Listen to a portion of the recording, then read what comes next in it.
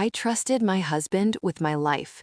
We had the perfect house, the perfect kids, the perfect marriage, or so I thought, until one unlocked iPad shattered everything. 2 years of lies, secret hotels, another woman he called babe. He lied to me, to our kids, to everyone, and thought I'd stay quiet, broken, and forgiving like a good wife should. He was wrong. I stayed silent, but not weak. I documented, I planned, I rebuilt myself in the shadows, stronger, smarter, untouchable.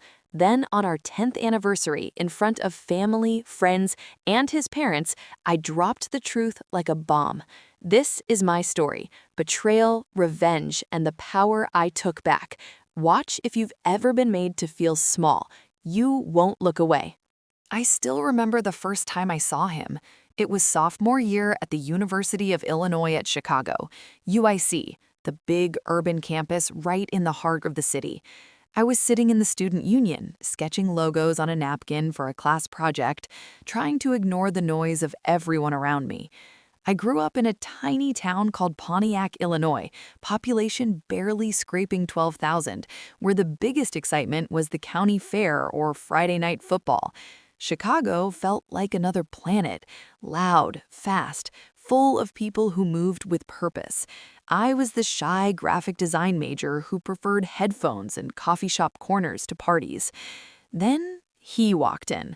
Tall, broad-shouldered, wearing a navy blazer over a crisp white shirt like he'd already graduated and landed the corner office. Dark hair, easy smile, the kind that made you feel like you were the only person in the room worth talking to. His name was Ryan Caldwell, finance major, president of the investment club, always surrounded by people who wanted to be near him. He spotted me across the crowded space, walked straight over and said, "That's incredible. You drew that freehand?" I looked down at my napkin sketch, a minimalist mountain range with a rising sun, and blushed so hard I thought my face would catch fire. We talked for an hour. He asked questions like he actually cared about the answers. By the end of it, he had my number, and I had the dizzy feeling that maybe, just maybe, life outside Pontiac could be this exciting. We dated through junior and senior year. He took me to rooftop bars overlooking the Loop, to deep dish pizza places in Wicker Park, to jazz clubs where I pretended I knew what I was hearing. He was ambitious in a way that felt contagious. "We're going to build something big," he'd say, squeezing my hand. "You and me. I'll handle the money. You handle the creative." Unstoppable. I believed every syllable. After graduation, we stayed in the city for a couple of years. I freelanced while he climbed the ladder at a mid-sized investment firm downtown. We got engaged on a freezing December night at the Bean in Millennium Park. Snow falling, Christmas lights everywhere, him down on one knee with a simple solitaire that caught the city glow just right. I said yes before he even finished asking. The wedding was 3 years later, right after he turned 28 and I did too. We kept it small and personal. A backyard ceremony at his parents' place in the western suburbs, string lights draped across the trees, wildflowers in mason jars, our closest friends and family. My mom cried through the whole vows. His dad gave a toast about how Ryan had always known what he wanted and went after it. I wore a simple lace dress I'd found on sale, and when Ryan lifted my veil to kiss me, the whole world felt like it had clicked into place. We honeymooned in Traverse City, Michigan, cherry orchards, Lake Michigan sunsets, long walks on empty beaches.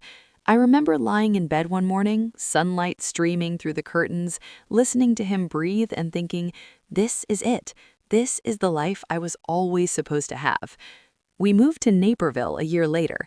Picture-perfect suburb, tree-lined streets, excellent schools, farmers market on Saturdays, July 4th parades that looked like they came straight out of a Hallmark movie. Our house was a 3-bedroom colonial on a quiet cul-de-sac, white siding, black shutters, a front porch swing I insisted on. We painted the nursery pale blue before we even knew we were having a girl. Emma arrived first, screaming and perfect, with Ryan's dark hair and my hazel eyes. 2 years later came Liam, quieter, more thoughtful, always watching the world like he was figuring it out. I scaled back freelancing to be home with them, turning the spare bedroom into a little studio where I could take client calls between diaper changes and nap times. Ryan's career took off. He made partner track faster than anyone expected. Bonuses rolled in, we upgraded the kitchen, put in a backyard playset, started a college fund for each kid before they could walk. Our life looked enviable from the outside. Date nights at steakhouses in the city, family trips up to Michigan every summer, holiday cards with all four of us smiling in matching sweaters. Friends would say things like, "You guys are goals," or "How do you make it look so easy?" I'd laugh and say, "We're just lucky." Ryan would wrap his arm around my waist and add, "She's my rock, couldn't do any of this without her." And I believed it. God, I believed it so completely. He called me that, his rock, every time things got stressful at work. "You keep me grounded, babe." He'd kiss my forehead, pour me a glass of wine, tell me how much he appreciated me holding down the home front while he chased the next promotion. I cooked his favorite meals, steak with garlic mashed potatoes, homemade lasagna, because I loved seeing that tired smile light up when he walked through the door. I packed his lunches, ironed his shirts, listened to him vent about office politics late into the night. I trusted him with everything. Our bank accounts were joint, our passwords shared, our dreams intertwined. When he said, "We're in this together," I never once doubted it. But looking back, the cracks were there long before I let myself see them. It started small, almost invisible. A new cologne one Christmas, something woodsy and expensive I hadn't bought. "Client gift," he said casually. I nodded, sprayed it on myself once just to feel close to him. His phone started living face down on the counter more often. Notifications silenced. When I'd ask who texted, he'd shrug. "Just work stuff." Late nights at the office stretched into overnights. "Big merger closing," he'd explain, kissing me goodbye at 6 a.m. while I fed the kids breakfast. I'd text him at midnight, "You okay?" He'd reply hours later, "Still here, love you." I told myself it was the job. Finance was brutal. Long hours, high stakes, constant pressure. He was providing for us. I was proud of him. I pushed the unease down like a bad taste I didn't want to acknowledge. Then came the business trips, 2, sometimes 3 a month, conferences in New York, client meetings in Dallas, strategy sessions in San Francisco.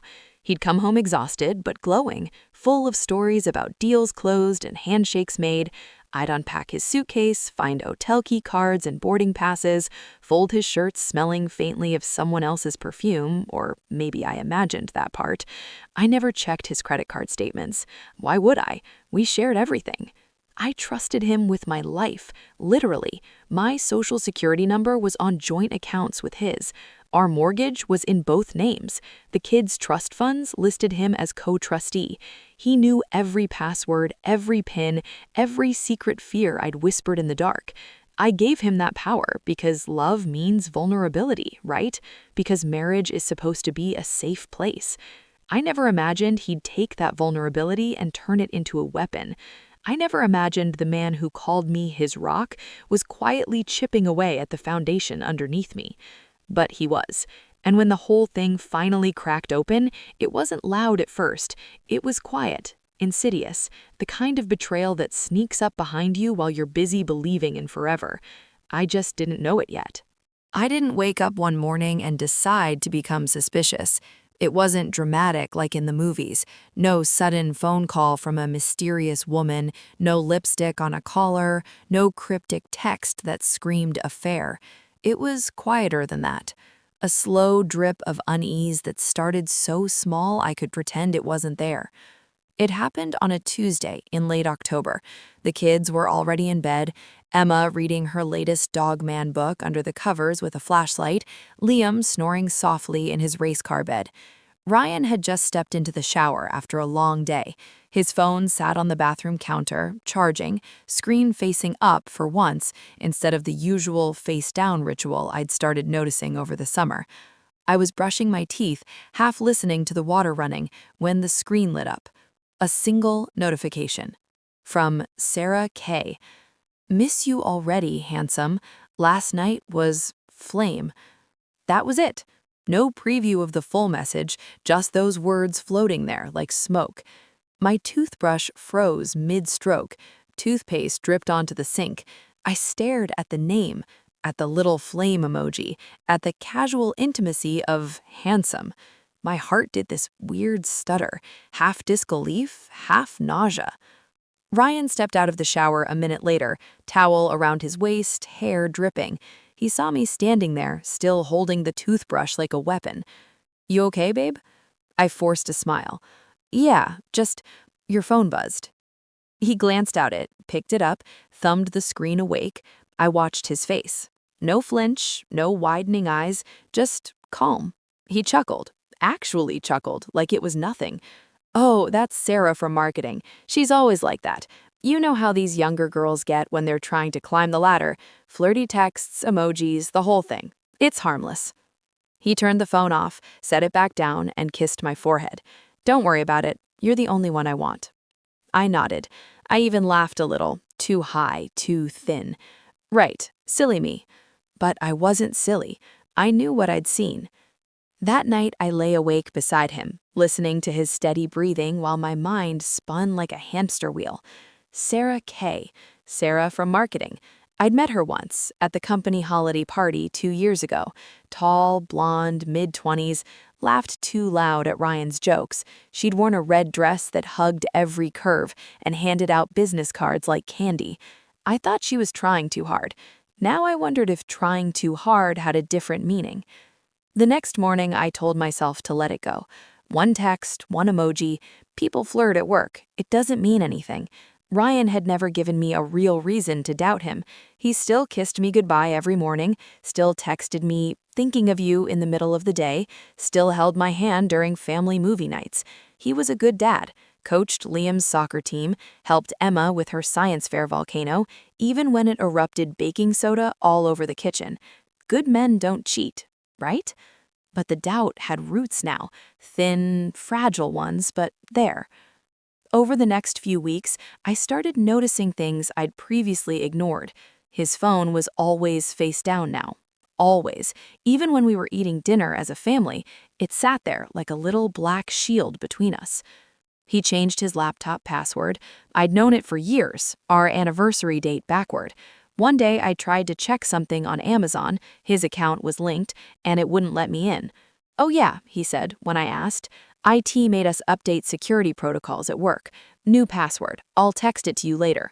He never did. Call logs started disappearing. I didn't go looking, at least not at first, but one night he left his phone in the living room while he ran to the garage for something. I picked it up to move it off the couch, and the screen woke to recent calls. I saw Sarah Kay at the top. 3 calls that day, all under a minute. When I scrolled back, the history only went to yesterday. Everything before that, gone. I set the phone down exactly where it was. My hands were shaking. I started asking innocent questions. "How was the office today?" "Fine, busy." "Anyone new on the team?" "Nah, same crew." "Sarah still there, the one from the holiday party?" He looked up from his phone, quick, sharp. "Yeah, why?" "Just curious. She seemed nice." He smiled, but it didn't reach his eyes. "She's fine, ambitious, talks a lot." The answers were too smooth, too practiced. Then came the late nights. They'd always been part of his job, but now they felt different. He'd text around 7 p.m., "running behind, big presentation tomorrow, home by 10? Then 10 would become 11, 11 would become midnight. When he walked in, he smelled like the office, coffee, paper, faint cologne, but also something else, something floral, not mine. I asked once, gently, "New cologne?" He laughed. "Client gift. Thought I'd try it." I nodded, didn't push. But the seed was sprouting. I started paying attention to the small things, the way he angled his body away when he typed on his phone, the way he'd mute notifications when we were together, the way he'd take calls in the garage or the basement. "Just work, babe. Need quiet." One Saturday morning, he said he had to run into the office for a few hours. "Quick thing, back by lunch. Want me to bring home bagels?" "Sure," I said. "Everything okay?" "Totally, just tying up loose ends." He left at 9:30, I waited until 10, then opened my laptop and logged into our shared Google account, the one we used for family calendar, photos, location sharing. His phone's location history was still enabled. I hadn't checked it in months. Why would I? The little blue dot wasn't at his downtown office. It was at a Marriott in Schaumburg, 40 minutes away in the opposite direction. My stomach dropped so fast I thought I'd be sick. I sat there staring at the map, zooming in, zooming out, willing it to change. It didn't. He came home at 1:15 with a bag of Einstein Bros bagels and a smile. Sorry it took longer. Traffic was brutal. I took the bag. Thanks, babe. Inside, I was screaming. That afternoon, while he played Legos with Liam on the living room floor, I excused myself to the bathroom, locked the door, and sat on the edge of the tub. I opened my phone's notes app and started a list. Just bullet points, cold facts. Text from Sarah K. Miss you already, handsome. Last night was flame. Phone face down constantly. Password change on laptop. Deleted call logs. Location at Marriott Schaumburg instead of office. New cologne. Floral scent on clothes. I stared at the list until the words blurred. Then I did the thing I swore I'd never do. I searched her name on LinkedIn. Sarah Klein, Senior Marketing Coordinator at his firm, joined 3 years ago. Profile picture, professional headshot, bright smile, red lipstick. Endorsements for creative strategy, client relations, team player. Her banner photo showed her at a rooftop networking event, champagne in hand, city lights behind her. I scrolled her posts, nothing obvious, just work stuff. But one photo caught my eye. A group shot from a team retreat last spring. Ryan was in the back row, arm casually around her shoulder. She was leaning into him, both smiling like they shared a secret. I closed the tab. My chest hurt. That night, he tried to initiate sex. I let him because part of me still wanted to believe it was all in my head. But when he whispered, "I love you," against my neck, the words felt hollow, like lines from a script he'd rehearsed too many times. Afterward, he rolled over and fell asleep instantly. I lay there in the dark, staring at the ceiling fan spinning lazy circles. I didn't cry. I got angry. Not the hot, explosive kind, the cold, slow-burning kind that settles in your bones and makes you think clearly for the first time in years. I wasn't going to confront him yet, not without proof, not when he could still look me in the eye and lie so smoothly. But I wasn't going to stay blind either. The whispers of doubt had become a voice, and that voice was saying, "Wake up." He thinks you'll never question him. It wasn't supposed to happen that way. I wasn't looking for proof, not really. I'd spent weeks telling myself the list in my notes app was just paranoia, a collection of coincidences any exhausted wife might notice if she stared too hard. I'd even started deleting the bullets one by one. First the cologne, then the floral scent, then the Marriott pin on the map, convincing myself I was overreacting. Marriage has rough patches. Everyone says so. Books, podcasts, my mom over coffee. Men get distant sometimes. It passes. But doubt doesn't delete that easily.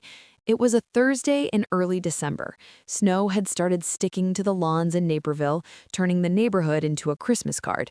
The kids were at after-school activities, Emma at ballet, Liam at indoor soccer, so the house was unusually quiet. Ryan had texted around 4 p.m., running to grab takeout from Lou Malnati's, home by 6, love you. His iPad was on the kitchen island where he'd left it that morning, screen dark but not locked. He never locked it at home. Why would he? This was our house, our space, our trust. I was wiping down the counters, nervous energy mostly, when the screen woke up on its own. A calendar reminder popped. Sarah, drinks at the Violet Hour, 7:30. The Violet Hour. That speakeasy in Wicker Park we used to go to on date nights before kids. The reminder had a little heart emoji next to her name. My hand moved before my brain caught up. I tapped the screen. It opened to his email app, still logged in. The search bar at the top had Sarah typed in recently. Autofill suggested Sarah Klein. I hit enter. The inbox filled with her name. Hundreds of threads, going back 26 months. I didn't read them all. I couldn't. My pulse was hammering so loud it drowned out the refrigerator hum. I scrolled, fast, skimming subject lines first. Last night was incredible. Can't stop thinking about you. Miss your hands on me. Wife's out with kids. Free tonight? Then attachments. Photos. I opened one. Blurry hotel room selfie, her blonde hair spilling over a white pillow, his arm visible around her waist. Another, a close-up of her red lingerie on a hotel carpet, captioned, "For your eyes only." A third, him shirtless in a mirror, smirking, text overlay, "Waiting for you." I gagged, literally, hand over mouth, bile rising. There were receipts, too, forwarded emails from Expedia, Hilton, Marriott, Chicago, Schaumburg, Rosemont, dates that matched his overnight client meetings. One from last month, a suite at the Peninsula downtown, $980 a night, paid with our joint Amex, the one I used to buy Christmas presents. I opened messages next. iMessage threads synced to the iPad. The most recent one with Sarah was that morning. Her, "Can't wait to see you tonight. Wear that tie I like." Him, "Already on. You bringing the red one?" Her, "Only if you promise to take it off me slowly." Him, "Deal. Love you, babe." Love you, babe. He called her babe, the same word he used for me every morning. I sat down hard on the bar stool, the room tilted, my vision tunneled. I kept scrolling because stopping felt like admitting it was real. Older messages painted the full picture. 2 years, not a fling, a full parallel relationship. He'd told her things about me. She's been so distant lately. The kids take up all her energy. She doesn't get how much pressure I'm under. You understand me in ways she never will. He'd sent her screenshots of our arguments, ones I thought were private. He'd mocked my weight gain after Liam. She's let herself go, not like you. He'd complained about sex, or the lack thereof, while conveniently forgetting he was the one always too tired. And her replies? Sympathetic, eager, feeding his ego. "You deserve better. I'd never treat you like that. I'm here whenever you need me." I found the folder buried in his Photos app, labeled Projects. Inside, hundreds of images. Her naked, them together, hotel beds, car interiors, a bathroom mirror selfie with her lipstick on his neck, timestamps, locations, proof. I didn't scream. I didn't throw the iPad. I just sat there, numb, while tears ran silently down my face and dripped onto the granite countertop. The front door opened at 5:58. "Got the deep dish," Ryan called cheerfully. "Extra sausage for my favorite girls. Wait, where are the kids?" I didn't answer. I couldn't. My throat was locked. He walked into the kitchen, pizza boxes in hand, smile fading when he saw my face. "Babe, what's wrong?" I looked at him. Really looked. The man I'd built my entire adult life around. The father of my children. The one I'd trusted with every vulnerable piece of me. He set the boxes down. "You're scaring me. Talk to me." I stood up slowly. My voice came out flat, almost calm. I saw the emails. His face changed in slow motion, color drained, eyes flicked to the iPad on the counter, still open to the projects folder. He laughed once, short, nervous. "What are you talking about?" "Don't," I said. "Just don't." He stepped closer. "It's not what you think. She's a colleague. We were working late." "Stop." He reached for me. I stepped back. "You called her babe. You told her I let myself go. You sent her pictures of our fights. You fucked her in hotels we paid for with our money, while I was home with our kids." His mouth opened, closed. No quick lie this time. No smooth deflection. "I messed up," he finally said, voice small. "It was a mistake, a stupid, selfish mistake. But it's over, I swear." 2 years isn't a mistake, I whispered. "It's a choice, every single day." Tears filled his eyes. "Please, the kids, our family, we can fix this. Therapy, I'll do anything." I stared at him, the man who'd promised forever, who'd stood in front of our families and vowed to love only me. "I trusted you with my life, my kids, my heart, everything." "I know. I'm so sorry." I shook my head. Sorry doesn't erase 2 years of lies. He dropped to his knees, actually dropped like something in a bad Lifetime movie. "Don't leave me, please." I didn't answer. I just turned and walked upstairs, locked the bedroom door, sat on the edge of our bed, and stared at the wall. The kids came home at 6:75. I heard him downstairs, voice bright and fake, asking about their day, serving pizza, acting like nothing had happened. I listened to Emma laugh at something he said, Liam asking for extra cheese. I didn't go down. I couldn't face them yet, not with my face swollen from crying, not with the image of their father's naked body burned into my brain. That night, after the kids were asleep, he knocked softly on the bedroom door. "Babe, can we talk?" I didn't open it. "I'm sleeping on the couch," he said through the wood. "I love you. I'm sorry." I didn't reply. I lay awake until dawn, replaying every moment of our life together. The proposal at the Bean, the wedding vows, the births, the anniversaries, the quiet nights when he'd hold me and say I was his everything. All of it poisoned now. But somewhere in the wreckage, under the hurt and the humiliation, something else stirred. Not grief, not yet. Rage. Cold, clear, focused. He thought this would break me, that I'd cry, forgive, pretend it never happened because that's what good wives do. Stay, fix, protect the family image. He was wrong.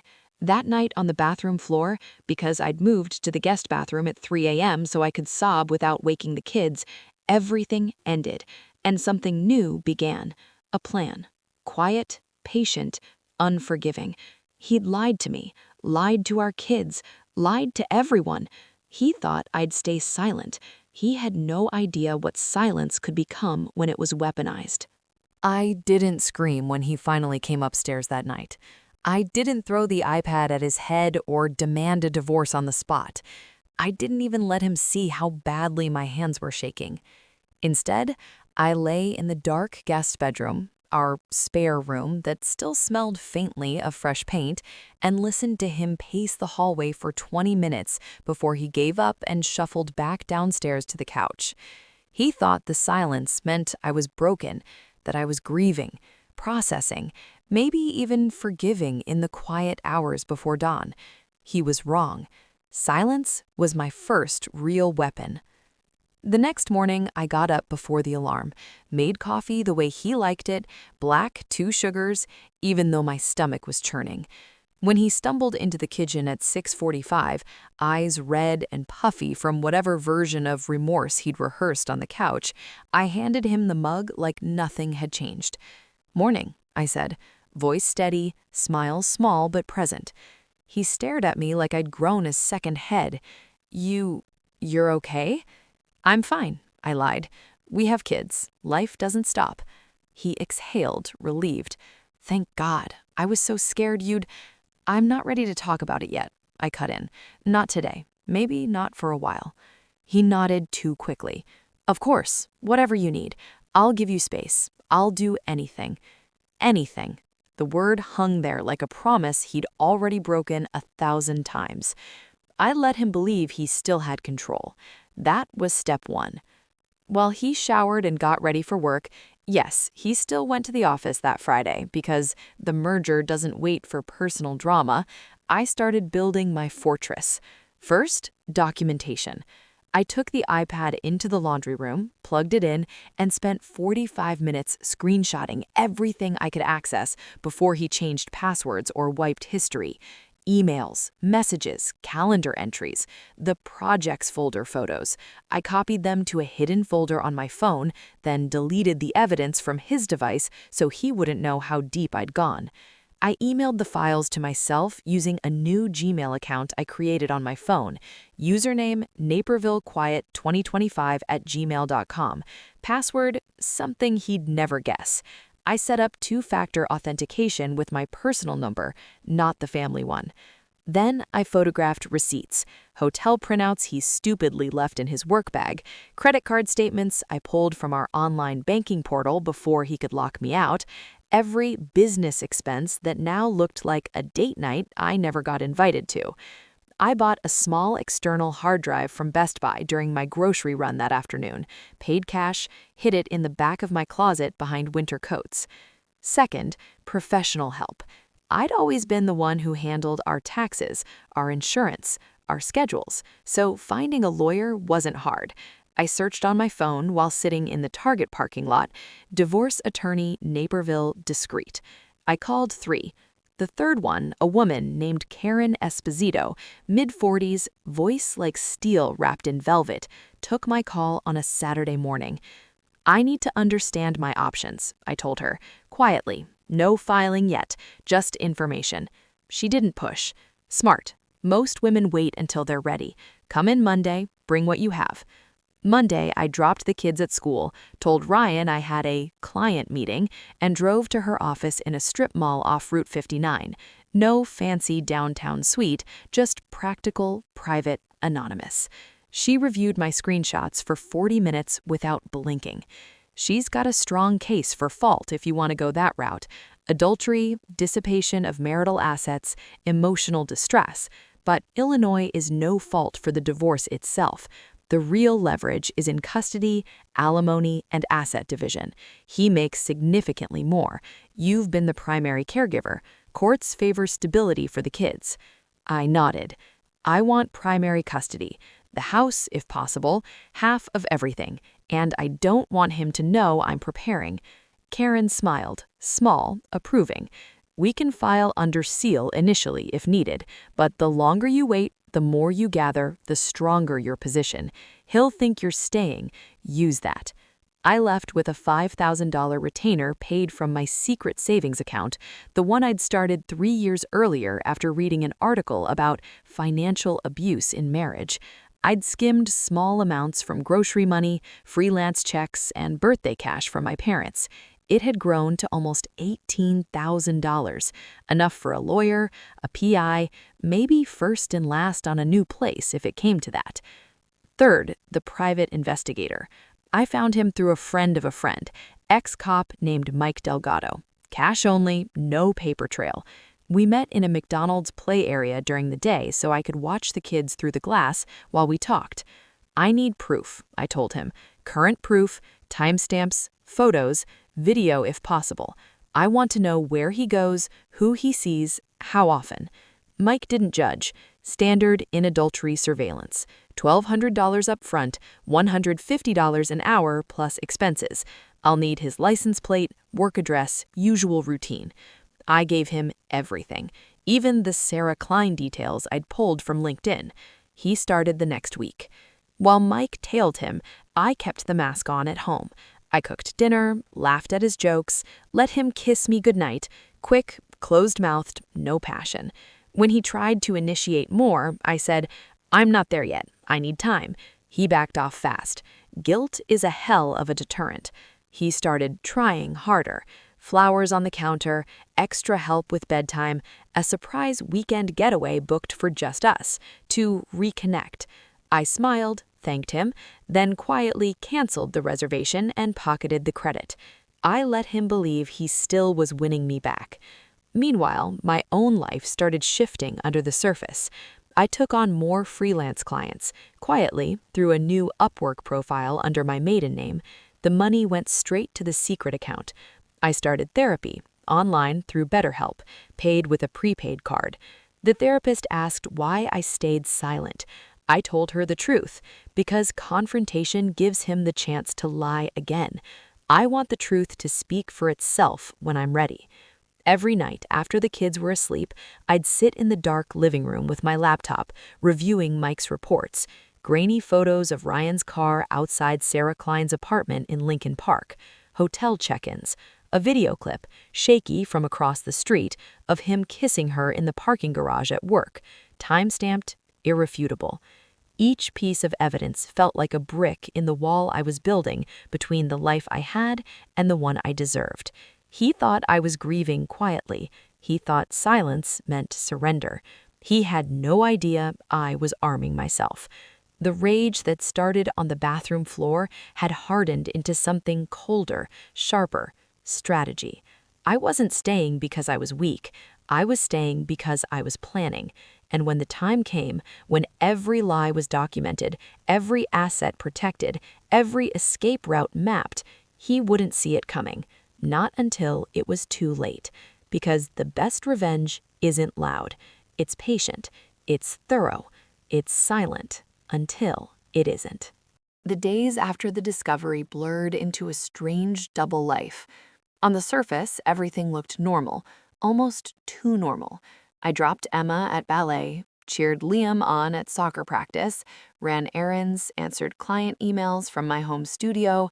Ryan came home every evening, kissed my cheek, asked about my day like he hadn't spent the previous night texting another woman. I answered politely. I smiled. I cooked. I let him think the storm had passed. Inside, I was dismantling and rebuilding at the same time. Therapy was the first pillar. I found a licensed counselor through Psychology Today, Dr. Elena Marquez, specializing in betrayal trauma. She did virtual sessions, which meant I could lock myself in the guest bedroom during nap time or after bedtime while Ryan watched TV downstairs. The first session, I cried so hard I could barely speak. The second, I started talking about the rage. By the third, I was making lists. What I wanted, what I refused to accept anymore, what my kids deserved. Dr. Marquez didn't push forgiveness. She asked questions that cut clean. What version of yourself did you lose when you trusted him completely? What would protecting that version look like now? I started journaling after every session. Raw, unfiltered pages I kept in a password-protected note on my phone. No more pretending the hurt was small. I let it breathe so it wouldn't consume me. The gym came next. Not the fancy one with mirrors and influencers, the 24-hour Planet Fitness 10 minutes away. I went at 5:15 a.m., before the kids woke, before Ryan stirred. I'd slip out in leggings and a hoodie, drive in the dark, and walk on the treadmill until my legs burned. Then weights, squats, deadlifts, rows. I wasn't trying to get my body back, I was building armor. Every rep reminded me, this body carried 2 children. This body survived betrayal. This body is mine now. I hired a personal trainer once a week. Cash, no questions. Her name was Tara, ex-military, no nonsense, mid-30s. She didn't care about my marriage drama. She cared that I showed up. Stronger isn't about revenge, she said once while spotting my bench press. It's about never needing anyone to save you again. I nodded, sweat dripping, and pushed harder. Money was the quietest revolution. My freelance graphic design had always been a side thing. Logos for local businesses, wedding invites, the occasional website header. After the discovery, I stopped saying yes to lowball clients. I raised my rates. I built a new portfolio site under my maiden name, Elena Harper Designs. No mention of being married, no family photos. Clean, professional, hungry. I landed my first big contract 2 weeks in, a rebrand for a boutique coffee chain expanding across the suburbs. $8,500 upfront. I deposited it into the secret account. Then came a tech startup needing app icons and social templates. $12,000 over 3 months. Word spread. Referrals trickled in. By month 3, I was clearing $6,000 to $7,000 a month on top of whatever household money Ryan gave me. Every dollar went into Ally Bank, under my name only. High-yield savings. No joint access. No paper statements mailed home. I told Ryan business was picking up slowly. He smiled, proud in that condescending way. That's my girl. Keep hustling. I smiled back. He had no idea the hustle was building an escape hatch. New friends appeared like lifelines. I joined a local mom's Facebook group, then quietly searched for one called Betrayed Wives Support, Chicago Area. Private, moderated, real stories, no sugarcoating. I lurked for weeks before posting anonymously. Husband of 10 years, 2 kids, found 2-year affair. Documenting, lawyer retained. How do you survive the waiting? Responses flooded in. Women who'd been exactly where I was. They shared spreadsheets for tracking assets, scripts for gray-rocking conversations, books, Leave a Cheater, Gain a Life, The Betrayal Bind, Too Good to Leave, Too Bad to Stay. I devoured them. Then came the in-person connections. One woman, Claire, 42, 2 teenagers, messaged me privately. She'd caught her husband with his assistant 3 years earlier. She stayed silent for 6 months, built her case, walked away with the house and full custody. We met at a Panera in Wheaton, far enough from Naperville that no one we knew would see us. She brought printouts, financial checklists, custody questions to ask a lawyer, red flags to watch for if he tried to hide money. "You're doing it right," she said over coffee. "The waiting is torture, but it's power. He thinks you're staying because you're weak. Let him. When you leave, he'll realize you were stronger the whole time." We met twice a month after that, sometimes with another woman, Jen, whose ex had tried to paint her as unstable during the divorce. They taught me gray rocking. Short answers, no emotion, no fights. Starve the drama. Let him fill the silence with his own guilt. I started small experiments to test his reactions. I forgot to pack his lunch one day. He grumbled but made his own. I stopped ironing his shirts. He asked once. I said, "I've been swamped with work." He dropped it. I changed the Netflix password because the kids kept watching too much. He complained for a day, then got his own account. Tiny boundaries, tiny reclaimings. He got bolder in response, thinking he was winning me back. More flowers, a new necklace for Christmas, tickets to a Bulls game, just us. I accepted everything with polite thanks. I sold the necklace on Facebook Marketplace the next week, $450 cash. The game tickets? I gave them to Claire and her son. Every gift became fuel.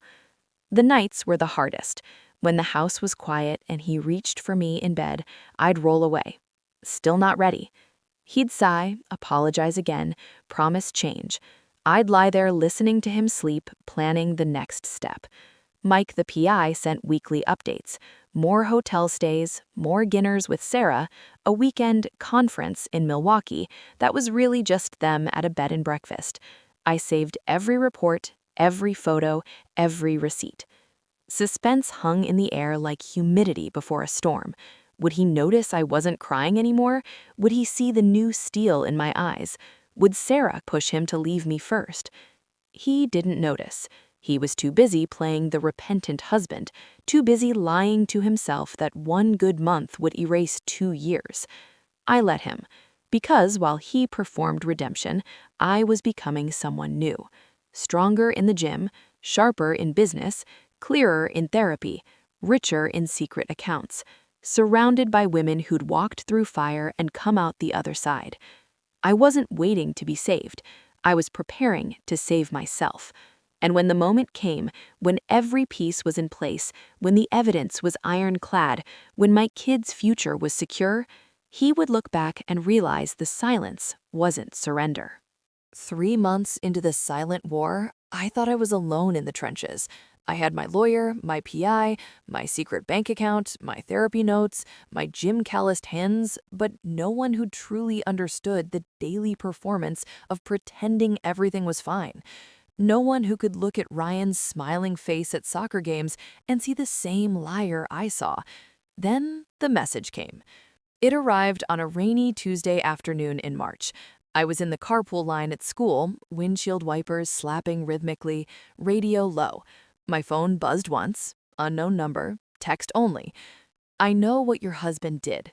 I know about Sarah Klein. We need to talk. Not here. Coffee tomorrow?" Another casualty. My heart slammed against my ribs. I stared at the screen until the cars behind me honked. I pulled into a side street, hands shaking, and typed back, "Who is this?" Reply came in seconds. Her husband, Mark. I found out 3 weeks ago. Same story, same lies. I have things you might want to see. I didn't reply right away. I drove home in a daze, got the kids settled with snacks, then locked myself in the laundry room and Googled Sarah Klein husband. LinkedIn gave me Mark Ellison, software engineer at a downtown firm, married 7 years, no kids. Profile picture, kind eyes, short beard, the kind of guy who looked steady, reliable, betrayed. I texted back that night after Ryan was asleep on the couch. He still hadn't earned his way back to our bed. Where and when? We met the next day at a Panera in Oak Brook, neutral territory, far from Naperville and his Lincoln Park apartment. I arrived early, ordered black coffee, sat in the corner booth facing the door. When he walked in, I recognized him instantly from the wedding photo Sarah had posted years ago on Instagram before I blocked her everywhere. He was taller than I expected, wearing a gray hoodie and jeans, no wedding ring. He spotted me, gave a small nod, and slid into the seat across from me. "Elena?" he asked quietly. I nodded. "Mark?" For a long moment, we just looked at each other. Two strangers bonded by the same wound. No small talk, no "how are you?" Just raw recognition. He spoke first. "I found emails on her work laptop. She left it open one night when she thought I was asleep. Same shit. Hotel receipts, I love yous, complaints about me being boring and not ambitious enough. Then I saw your name. He'd sent her screenshots of your texts, jokes about how you were clueless." My jaw tightened. He told her I was distant, that the kids drained me, that I didn't understand his pressure. Mark gave a bitter laugh. "She told me the same thing about you. Wait, no, about me. That I didn't get her career drive, that I was holding her back. Classic projection." We sat in silence for a minute, letting the shared script sink in. "I hired a PI, I said. "I have photos, videos, timestamps." He leaned forward. "I didn't hire anyone. I just kept digging myself. I installed tracking software on her phone. Yeah, I know it's shady, but after what I saw, I didn't care. I have location data going back 6 months, shared calendars, even a few videos from her own camera roll she never deleted. Them in a car, them at a bar, one from the Peninsula suite. Audio only, but it's unmistakable." My pulse quickened. "You have video?" "Not graphic, but damning. Enough for court if you want fault-based leverage." I exhaled slowly. "I'm not rushing to file. I'm building, quietly." "Same," he said. "I'm not blowing up my life until I know she can't spin it. She's already started telling mutual friends I'm controlling and paranoid. Gaslighting before the gas even lights." We compared timelines. Their affair overlapped ours almost perfectly. Started around the same company retreat in Wisconsin 2 years ago. Ryan and Sarah had been paired for a team-building exercise. Apparently, team building turned into late-night drinks, then hotel rooms, then a full-blown emotional and physical entanglement. Mark pulled out his phone, angled it so only I could see. Grainy stills. Ryan's car outside her building at 2 a.m. Sarah's hand on his thigh at a dimly lit restaurant. A screenshot of a Venmo from Ryan to Sarah labeled "Dinner, thanks for the company." Another Venmo, "Spa day, you deserve it." I felt sick all over again, but this time mixed with something sharper. Vindication. Proof. Not just my proof, shared proof. I'm not here to team up for drama. No revenge porn, no public shaming yet. I needed someone who gets it, someone who won't tell me to just forgive or think of the kids. "I have kids," I said quietly. "Two, 8 and 5. That's exactly why I'm doing this slow. I want them safe. I want him out without a war that scars them." He nodded. "Smart. I don't have kids, so my exit's simpler, but I still want justice, not destruction, just truth." We made a pact that day. No romance, no bitterness-fueled affair between us, just alliance, information sharing, strategy. Over the next few weeks, we met twice more. Different coffee shops, different suburbs. We traded files via encrypted Dropbox link. I gave him my PI's stills and hotel receipts. He gave me location pings, text snippets Sarah had sent to a best friend bragging about "my guy" and how his wife has no idea.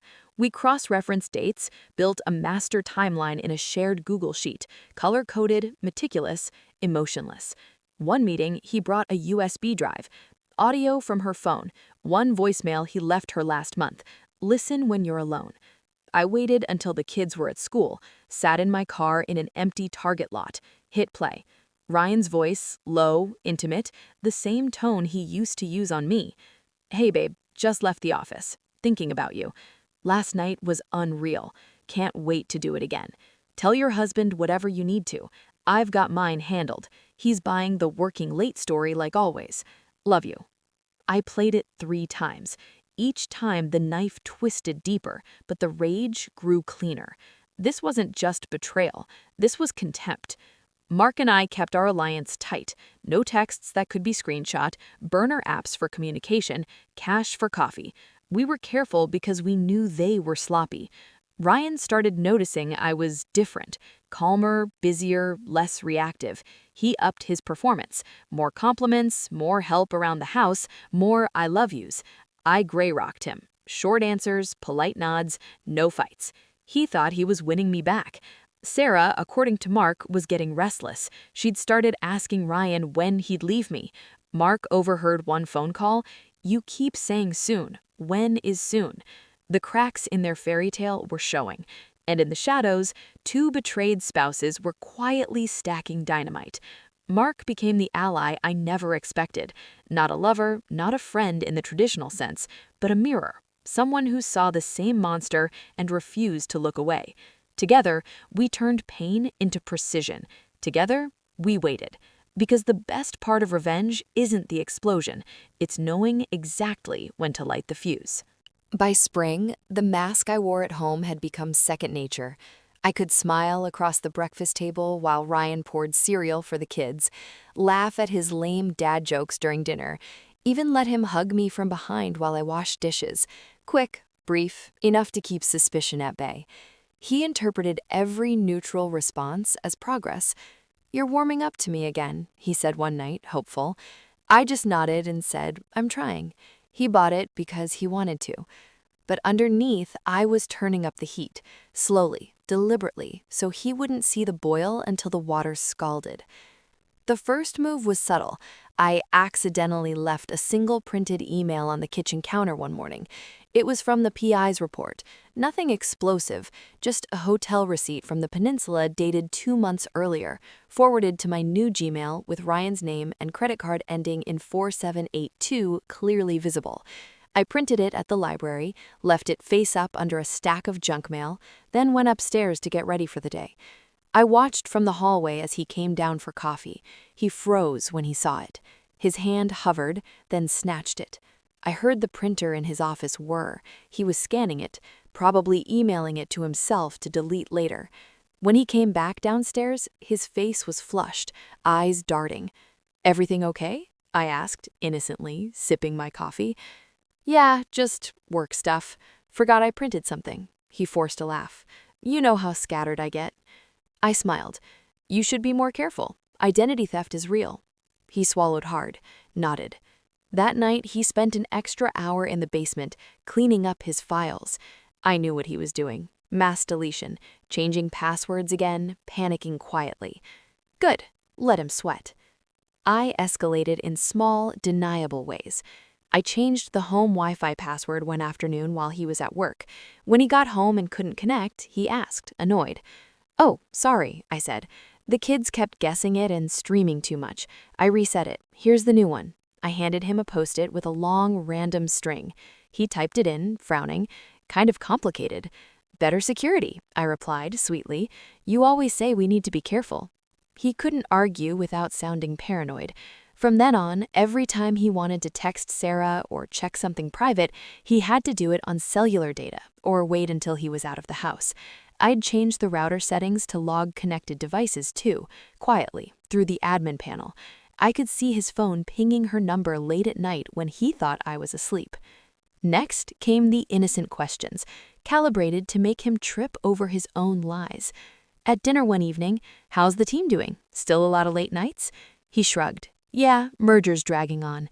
"Sarah still on the project? She always seemed so enthusiastic." His fork paused midair. "She's around. Why?" "No reason, just remembered her from the holiday party. She was nice."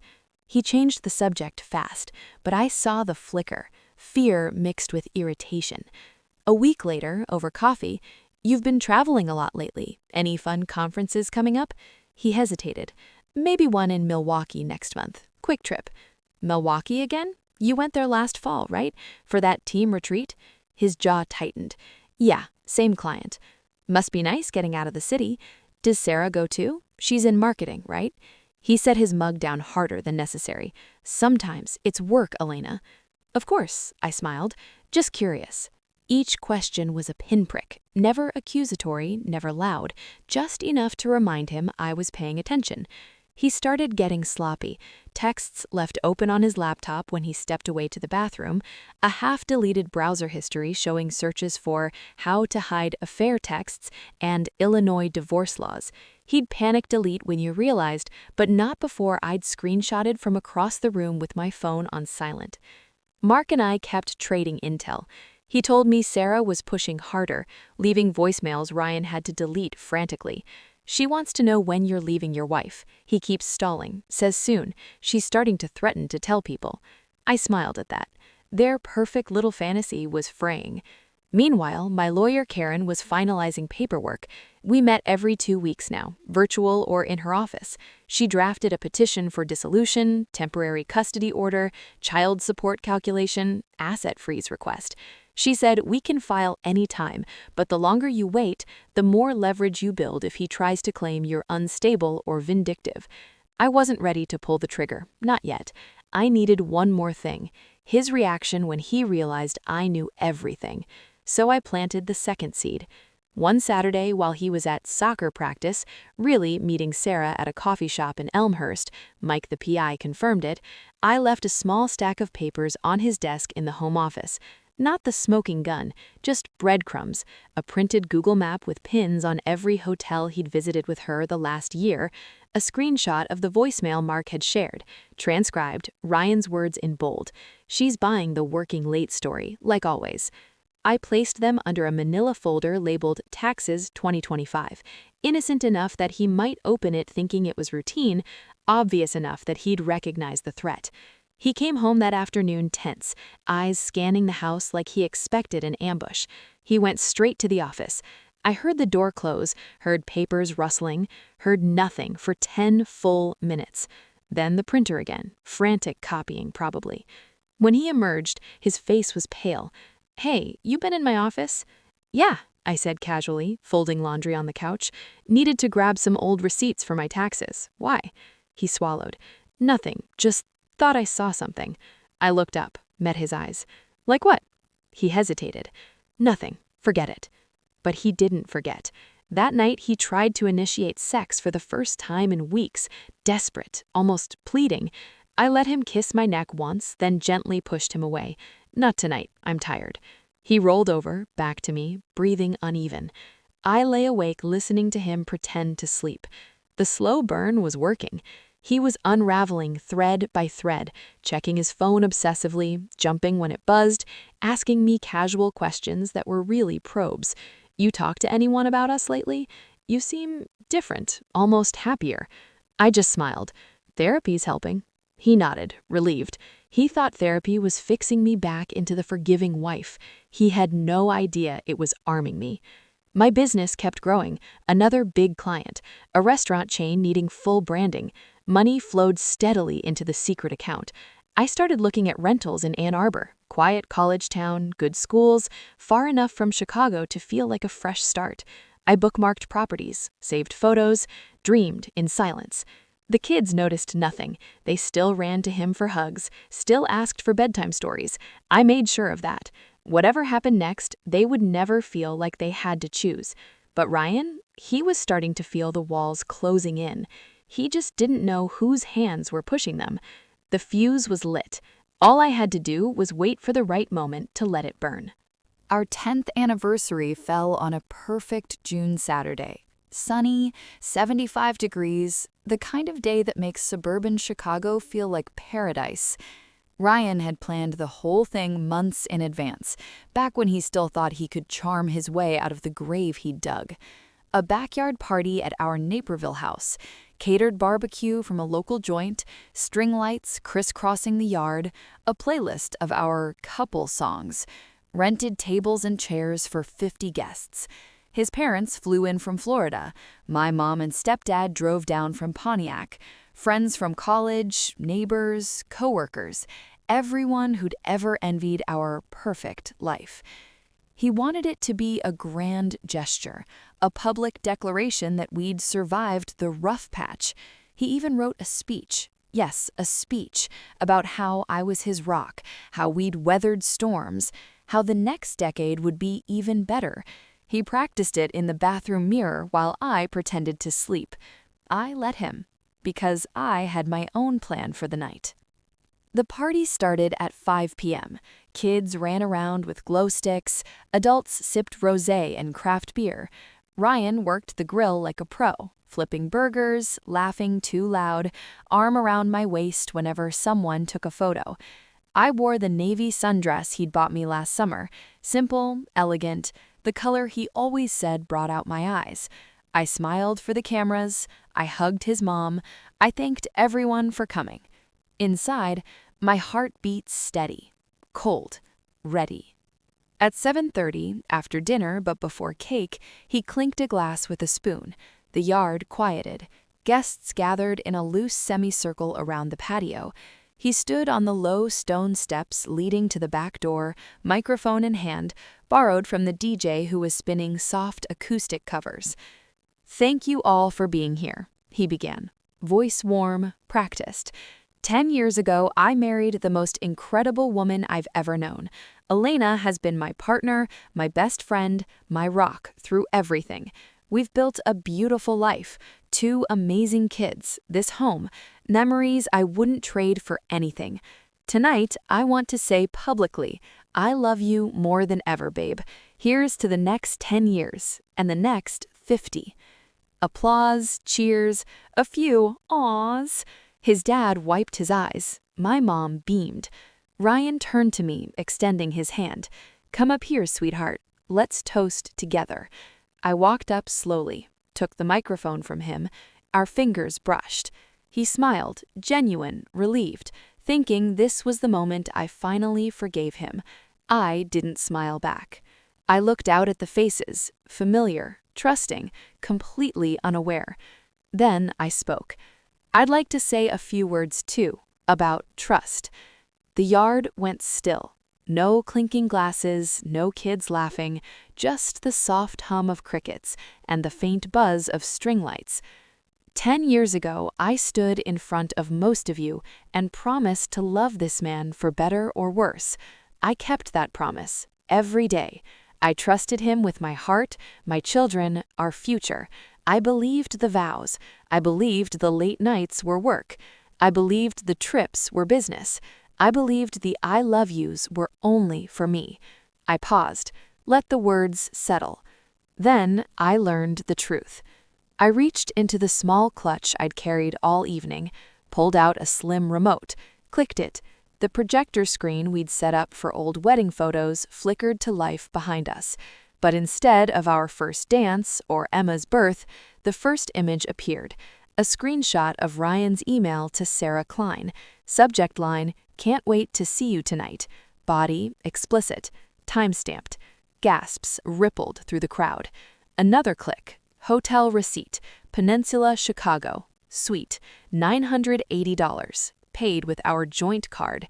Date, Valentine's Day last year, while I was home with sick kids. Click, photo from the projects folder. Ryan and Sarah in a hotel bed, faces clear, smiles wide. Click, transcript of Mark's voicemail he'd shared. "She's buying the working late story like always. Love you, babe." Click, location pings, calendar overlaps, messages, more photos, more receipts. 2 years of lies projected 30 feet wide for everyone to see.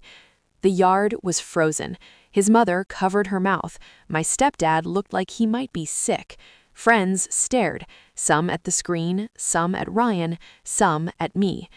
Ryan's face drained of color. "Elena, this is private. Stop, please."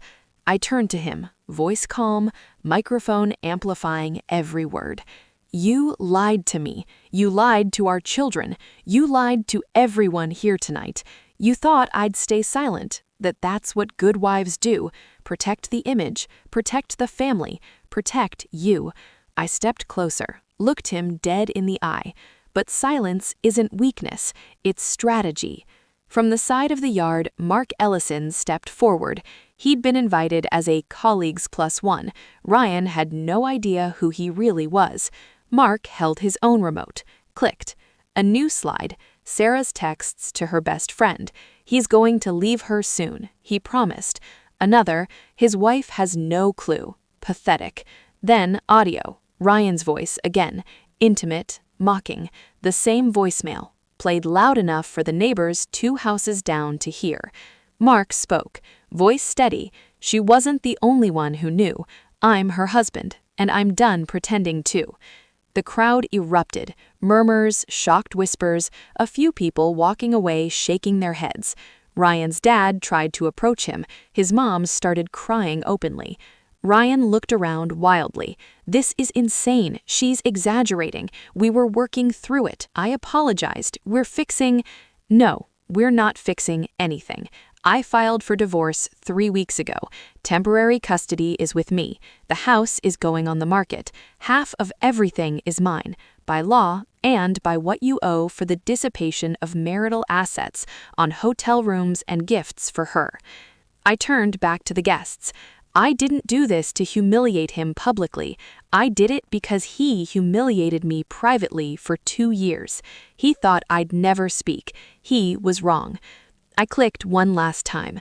A single photo, our family portrait from last Christmas. Me smiling, kids beaming, Ryan's arm around us all. Then it faded to black. I'm keeping my children safe. I'm keeping my dignity. And I'm keeping the truth. I handed the microphone to Mark, stepped down from the patio. Ryan tried to follow. Elena, wait, please. I didn't look back. The kids were already with my mom in the house. She'd taken them inside the moment the slide started. I'd warned her the night before. She didn't ask questions. She just said, I've got them. I loaded them into the minivan. Ryan came running out, tie loosened, face wrecked. Don't do this, not like this. I looked at him one last time. You did this. On your knees in our bedroom that first night, you begged me to stay. I stayed. Not for you, for them, for me, to make sure when I left, you had nothing left to hide behind. I closed the door, started the engine, drove away while the party dissolved behind me, guests leaving early, his parents arguing in the driveway, music still playing to an empty yard. That night, in my mom's guest room with the kids asleep between us, I didn't cry. I breathed, deep, free. The reckoning wasn't vengeance, it was justice, and he never saw it coming.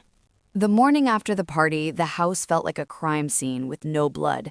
Empty Solo cups scattered across the lawn, half-eaten plates of ribs hardening in the sun, string lights still glowing faintly in the daylight like they hadn't gotten the memo that the celebration was over. I didn't clean up. I didn't have to. I'd already left. My mom kept the kids at her place in Pontiac for the week. Take your time, honey, she said on the phone. They're fine. They think this is a fun vacation. I believed her. Emma asked for extra pancakes. Liam wanted to fish in the pond behind the house. They didn't know yet. I'd tell them gently, later, with a child psychologist on standby. For now, they were safe from the wreckage. Ryan called nonstop. Voicemails piled up like apologies he'd rehearsed in his head. Elena, please, we can talk. I'll go to therapy. I'll quit the firm if you want. Just come home. Texts followed. I'm so sorry. I love you. The kids need us both. Then the shift. This isn't fair. You humiliated me in front of everyone. You're destroying our family. Classic escalation. Remorse to blame in under 48 hours. I didn't respond. Not once. Karen, my lawyer, moved fast. She'd filed the petition the Monday after the party. Dissolution of marriage, primary physical custody to me, temporary child support based on his income, exclusive use of the marital home pending sale, restraining order on dissipation of assets. She attached affidavits, my sworn statement, Mark's, the PI's summary report, redacted for court but detailed enough, bank records showing the hotel charges, the Venmo transfers.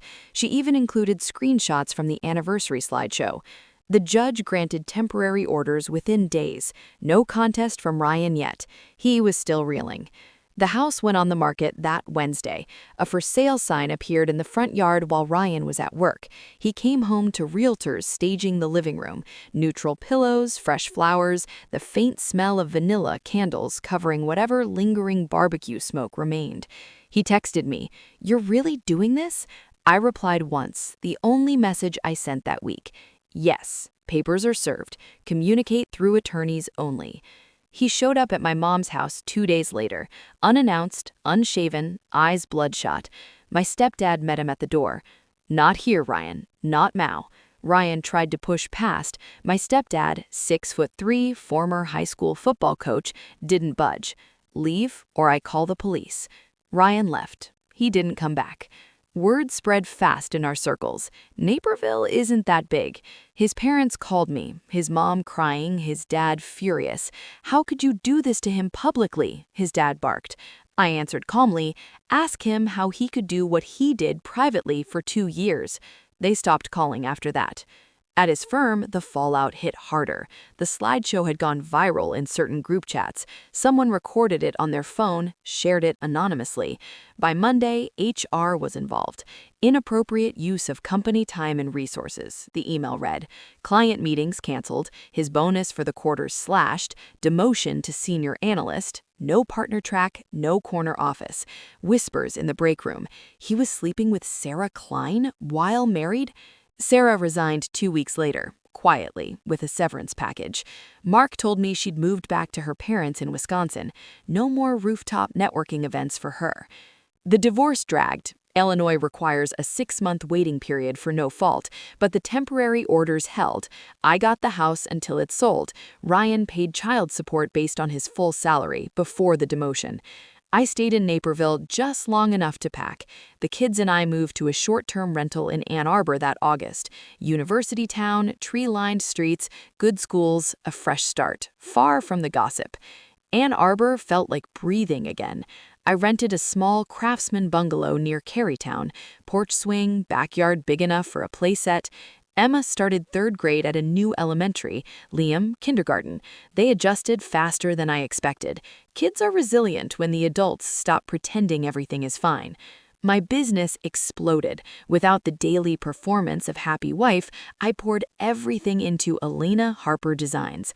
I landed a contract with a local brewery chain, full rebrand, tap handles, merch, social. Then a tech incubator needed pitch deck templates. Referrals came through LinkedIn, through the moms groups I'd joined online. By fall, I was clearing 6 figures, my own money, my own name, no joint accounts. I started dating, slowly. Coffee dates, walks around the Arboretum, nothing serious. I told the men up front, I'm recently divorced, 2 kids, I'm not rushing. Most respected it, a few didn't. I walked away from those without apology. The blog started as therapy. Anonymous at first, Medium posts under Midwest Mom Reclaimed. I wrote about betrayal, gray rocking, rebuilding in silence. No names, no specifics that could be traced. Women found it anyway. Comments poured in. This is exactly what I needed. I gave me the courage to start documenting. I thought I was alone. After 6 months, I revealed my face, first name only. The posts went viral in certain corners of the internet. Publishers reached out. I signed a deal for a memoir, Silent No More, How I Rebuilt After Betrayal. Advance enough to pay off the last of the lawyer fees and put a down payment on a house of my own. Ryan tried co-parenting, Zoom calls, weekend visits. He was smaller now, remorseful on the surface, but the entitlement lingered in his tone. When can we talk about reconciling? He asked once. I hung up. He stopped asking. Sarah's husband, Mark, checked in occasionally. We met for coffee once in Chicago, halfway. No sparks, just closure. She's dating someone new, he said. Told me I was too boring for her anyway. We laughed. Bitter, but real. Then we hugged goodbye. 2 survivors walking away lighter. 2 years after that anniversary night, I stood in my new Ann Arbor kitchen. Hardwood floors, quartz counters I paid for myself, watching Emma and Liam chase fireflies in the backyard. The divorce was final. The house in Naperville sold. I walked away with just over half after fees and his debts. My 401k was mine. The kids thrived. I thrived. I didn't need to destroy him. The truth did that. He lost the marriage, the respect, the career trajectory, the illusion of control. I gained freedom, power, a voice. Women messaged me daily. How did you stay so calm? How did you plan without breaking? I told them the same thing every time. I didn't stay calm. I got strategic. Pain is fuel if you let it be. He thought I'd stay silent forever. He thought wrong. Now I speak. I write. I live. And every time I look in the mirror, I see a woman who rebuilt herself from the ashes he left. Stronger, sharper, unbreakable. That's the real revenge. Not what he lost, what I became.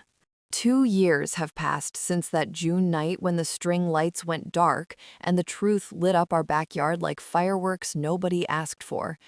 2 years since I drove away from the house we built together, kids asleep in the back seat, my hands steady on the wheel for the first time in forever. I still remember the exact moment the Naperville lights faded in the rearview mirror. Relief hit me so hard I had to pull over at a gas station just to breathe. Not tears, not anger, just air. Clean, unshared air. Ann Arbor became home faster than I expected. The bungalow on 4th Avenue has creaky hardwood floors, a front porch that smells like lilacs in May, and a kitchen window that catches the morning sun just right. I painted the walls soft gray. My choice, no compromise. The kids each got their own room. Emma's walls covered in posters of Taylor Swift and her soccer trophies, Liam's floor scattered with Lego bricks and dinosaur books. We planted a small garden in the backyard. Tomatoes, basil, sunflowers that tower over the fence now. Every time I water them, I think these grow because I tend them, not because someone else promised to. My business isn't a side hustle anymore. Elena Harper Designs has an LLC, a sleek website, 3 part-time contractors, and a waiting list for new clients. I work from a converted sunroom with big windows and plants hanging from the ceiling. Mornings are for coffee and strategy, afternoons for client calls and mock-ups. Evenings belong to the kids. Homework, dinner, stories. No more waiting for Ryan to walk through the door and decide if the night would be peaceful or tense. No more scanning his face for guilt or lies. Just us. Just rhythm. The kids are okay. Better than okay. Emma's 9 now, fierce and funny, captain of her travel soccer team. She asked about Daddy once, right after we moved. Why doesn't he live with us anymore? I sat her down on the porch swing and told her the simplest version of the truth. Grown-ups sometimes make choices that hurt people they love. Daddy made some hard choices, and we needed space to feel safe and happy again. We still love him, and he loves you, but we live in different houses now. She nodded, hugged me tight, then went back to practicing penalty kicks against the garage door. Kids process in layers. She's processing well. Liam's quieter about it. He draws pictures sometimes, stick figure families with 4 people instead of 3. I frame the ones where we're all smiling. He sees his dad every other weekend and during school breaks. Ryan drives up, takes them to the hands-on museum or pizza at Zingerman's, brings them back on Sunday evening. He's polite at drop-offs now. No more pleading, no more "can we talk?" He's learned the boundaries the hard way. Co-parenting is civil, not warm. We use our family wizard for communication. Every message logged, no room for manipulation. He pays support on time. He shows up for school events when he can. I don't thank him for the basics. I just nod and move on. Dating? It happened slowly. First, a few coffees that felt like auditions, then dinners, then a real relationship. Quiet, steady, kind. His name is Daniel, history professor at the university. Divorced, no kids, reads novels in coffee shops, and knows how to listen without fixing. We take things slow. Weekends hiking in the Huron National Forest, evenings on the porch with wine and conversation that doesn't revolve around betrayal. He met the kids after 6 months. They like him. He builds epic Lego sets and doesn't try to be their dad. That's enough. I finished the book last fall, Silent No More: How I Rebuilt After Betrayal. It hit shelves in January. Not a tell-all with names and addresses, just the emotional roadmap, the discovery, the silence, the strategy, the exit, the rise. Women write to me every day. Instagram DMs, emails, handwritten letters forwarded by the publisher. You gave me permission to document. I left last month because of your Gray Rock chapter. I'm not crazy for feeling rage instead of sadness. I answer when I can. I don't promise easy, I promise possible. Ryan's life? Smaller. He's still in finance, but at a regional branch now. Less travel, less prestige, less money. He rents a two-bedroom condo in Schaumburg. No more partner track, no more rooftop networking. Sarah faded out of his orbit fast. Last I heard through Mark, she's engaged to someone else. Mark himself moved to Denver. New job, new girlfriend, new life. We text on holidays. Survivors checking in. I don't hate Ryan anymore. Hate takes energy I'd rather spend somewhere else. I feel, maybe, pity for the man who threw away a family for ego and secrecy, for the man who thought charm would always win. He's trying to rebuild too. Therapy, AA meetings, he admitted the drinking escalated during the affair. Weekend dad duties. Good for him. It doesn't change what he did. It doesn't earn him back what he lost. But me? I'm not the woman who trusted blindly anymore. I'm the woman who learned to trust herself. I'm the one who rebuilt a career from ashes, who bought her own house with her own money, who teaches her daughter that love doesn't mean losing yourself, who shows her son that strength can be quiet and still unbreakable. I run along the Huron River path at dawn, earbuds in, breath steady, legs strong. I lift weights in the garage gym I set up. I write in the early hours before the house awakens. I laugh louder, I cry less. I say no without apology. Revenge, it turns out, isn't destruction. It's not watching him suffer, though watching the consequences unfold was satisfying in its own cold way. Revenge is living so fully, so freely, that his absence becomes irrelevant. He thought I'd stay silent forever, that the good wife would swallow the pain and keep the facade standing. He was wrong. I speak now, in boardrooms, on podcasts, in my own home, loudly, clearly, without shame. And every morning when I wake up in a bed that's mine, in a house that's mine, with children who are safe and loved, every single morning I remember I didn't just survive him, I outgrew him. I became the woman he never deserved. And that, more than any slideshow or courtroom victory, is the ending he never saw coming. If you're reading this and you're still in the dark, still documenting, still silent, still planning, hold on. Your silence isn't surrender. It's the quiet before you rise. And when you do rise, the world will hear you. Because once you take back your power, you never give it away again. I promise.